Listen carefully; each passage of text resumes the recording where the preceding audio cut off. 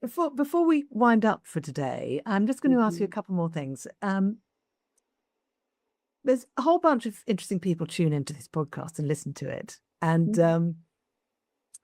a lot of those people are actively, whether they see themselves as leaders or helpers or Mhm. guides, Mhm. but they're definitely doing their best to be part of the solution in this interesting world we are in.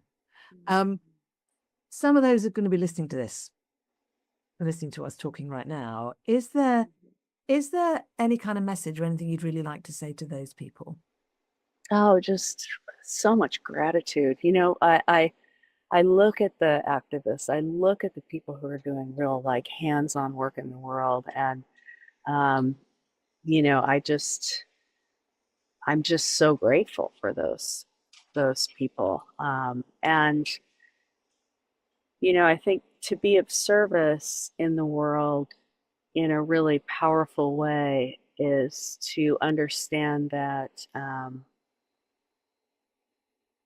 we're um, that it's to take care of the self, first. I think makes us more impactful, and I worry about people who burn out, who extend themselves so much, and practices to be able to bring yourself into wholeness so that you can be fully of service. I think it's really powerful.